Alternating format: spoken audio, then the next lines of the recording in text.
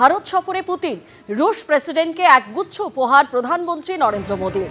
পুতিনকে প্রধানমন্ত্রী নরেন্দ্র মোদীর উপহারের তালিকায় বাংলার রূপোর চায়ের সেট। মুর্শিদাবাদে তৈরি রূপোর চায়ের সেট বাংলার শিল্পকলা ও সংস্কৃতির প্রতীক। অসমের ব্ল্যাক টি, হাতে তৈরি মহারাষ্ট্রের রূপোর ঘোড়া উপহার মোদীর। পুতিনের উপহারের তালিকায় আগ্রার মার্বেলের তৈরি দাবা সেটও। কাশ্মীরের জাফরানও উপহার দিয়েছেন প্রধানমন্ত্রী নরেন্দ্র মোদী। মহাভারত ও গীতার অংশও রয়েছে মোদীর উপহারের তালিকায়।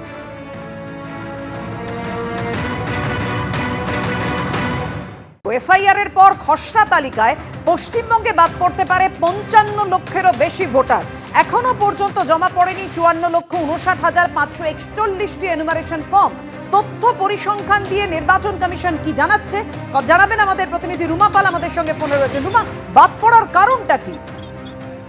দেখো, জানিয়ে রাখি, প্রতিদিনই কিন্তু তাদের তালিকায় চিহ্নিত হচ্ছে। এখনো পর্যন্ত, আজকে পর্যন্ত যেটা চিহ্নিত হয়েছে 54,59,541। সেটাই হচ্ছে যেটা হচ্ছে মৃত ভোটার রয়েছে 23,71,239। স্থানান্তরিত ভোটারের মধ্যে রয়েছে 19,08,233। ডুপ্লিকেট ভোটার রয়েছে 1,26,329। আনট্রেসেবল, যাদের নিখোঁজ আর কি পাওয়া যাচ্ছে না, 10,15,122। এবং অন্যান্যরাও রয়েছে যেন 38,618। এবং প্রত্যেক দিনই কিন্তু এই হিসেব আসছে। সেক্ষেত্রে দেখা যাচ্ছে প্রায় 55 লক্ষের যে নাম, সেটা ভোটার তালিকা থেকে বাদের হিসেবে চিহ্নিত হয়েছে। এখনো কিন্তু কয়েকটা দিন বাকি রয়েছে, এই সংখ্যা আরো বাড়বে, এমনটাই কিন্তু কমিশন সূত্রের খবর। ধন্যবাদ রুমা।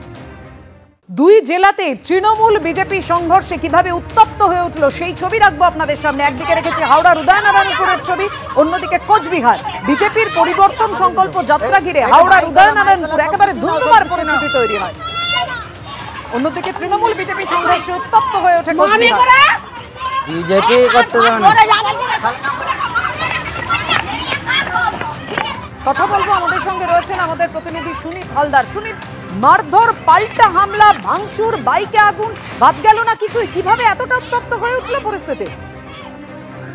দেখো, যেটা জানা যাচ্ছে যে আজ বিকেল 5টা নাগাদ ঘটনাটা ঘটে উদয়নারায়ণপুরে কানপুর গ্রাম পঞ্চায়েত এলাকার মানকুড়া গ্রামে। যেটা জানা গেছে আজকে বিজেপির পক্ষ থেকে যে ওরা পরিবর্তন সংকল্প যাত্রার আয়োজন করা হয়। সেই সময় বিজেপি কর্মীরা এই মানকুড়া মোড়ে জড়ো হয়েছিল হাতে পতাকা নিয়ে। সেই সময় কানপুর গ্রাম পঞ্চায়েতের তৃণমূলের উপপ্রধান সুশোভন শেঠ বাইকে চেপে সে তার নিজের দোকান ফেরতে যাচ্ছিল। যখন সে বিজেপি কর্মীদের মুখোমুখি হয়, সেই সময় দুজনের মধ্যে বচসা হয়। হঠাৎই বিজেপি কর্মীরা তার উপর চড়াও হয় বলে অভিযোগ এবং তাকে পেছন থেকে বেধড়ক লাঠি সোটা রড দিয়ে মারধর করে। তার মাথা ফেটে যায় এবং সে বাইক থেকে পড়ে যায় এবং তার বাইকেও ভাঙচুর করা হয় বলে অভিযোগ। এই ঘটনার পর তাকে আহত অবস্থায় উদয়নারায়ণপুর স্টেট জেনারেল হাসপাতালে ভর্তি করা হয়েছে এবং এরপরই উত্তেজনা ছড়িয়ে পড়ে। খবর পেয়ে ঘটনাস্থলে ছুটে আসে তৃণমূল কর্মীরা। একদিকে যেমন হাওড়ার উদয়নারায়ণপুরের ছবি আপনাদের সামনে তুলে ধরছি, অন্যদিকে তৃণমূল বিজেপির সংঘর্ষে উত্তপ্ত হয়ে উঠল কোচবিহারও। কোচবিহারের মাথাভাঙার 1 নম্বর ব্লকের বৈরাগীহাট গ্রাম পঞ্চায়েতের দুয়াইশোয়াই এলাকায় ধুন্ধুমার পরিস্থিতি তৈরি হয়। দুপক্ষের সংঘর্ষে আহত তৃণমূলের 3 জন ভর্তি রয়েছেন হাসপাতালে। আমাদের প্রতিনিধি শুভেন্দু ভট্টাচার্য এই মুহূর্তে আমাদের সঙ্গে রয়েছেন। শুভেন্দু, এরকম উত্তপ্ত পরিস্থিতি কেন তৈরি হলো? দেখো, যেটা তৃণমূল পক্ষ থেকে অভিযোগ করা হয়েছে যে আগামী 9 তারিখ কোচবিহারে মুখ্যমন্ত্রীর জনসভা রয়েছে এবং সেই জনসভাকে কেন্দ্র করে তারা বৈরাগীর হাটের দুয়াইশোয়াই এলাকায় সেখানে মিছিল করছিলেন এবং সেই সময় বিজেপির পক্ষ থেকে সেখানে হামলা চালানো হয়, এমনটাই তৃণমূল কংগ্রেস অভিযোগ। এবং এই ঘটনায় 3 জন তৃণমূল কংগ্রেস কর্মী আহত হয়েছে। পাল্টা বিজেপির পক্ষ থেকে অভিযোগ করা হয়েছে তাদের কর্মসূচির জন্য তারা পথসভা করছিলেন, সেই সময় তৃণমূল মিছিল থেকে তাদের কর্মসূচির উপর হামলা চালানো হয় এবং তাদের কর্মীদের মারধর করা হয়।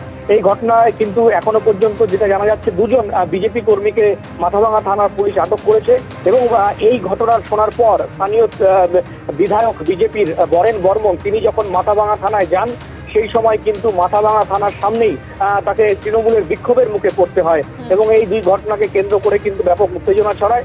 যদিও পাল্টা অভিযোগকে কেন্দ্র করে এখনো পর্যন্ত এলাকা কিন্তু উত্তপ্ত রয়েছে। ধন্যবাদ শুভেন্দু, ধন্যবাদ।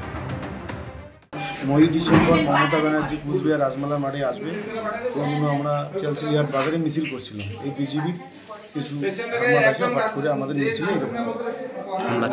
মারপিট শুরু করে। তৃণমূল আশ্রিত গুন্ডারা সেই পথসভা ভণ্ডুল করার জন্য তারা সেখানে জমায়েত হয়ে আক্রমণ করে এবং তারা আক্রমণ করছে এবং আর আমাদের উপরে হচ্ছে তারা অপবাদ দিচ্ছে নাকি আমরাই তাদের উপর হামলা করেছি।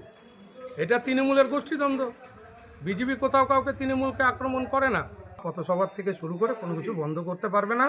আগামী দিনে তৃণমূল যত আক্রমণ করবে তত আমাদের কর্মসূচি আরও আমরা করব। তৃণমূলে বাধায় আমাদের কর্মসূচি বাধা বন্ধ থাকবে না। এবিপি আনন্দ, এগিয়ে থাকে, এগিয়ে রাখে।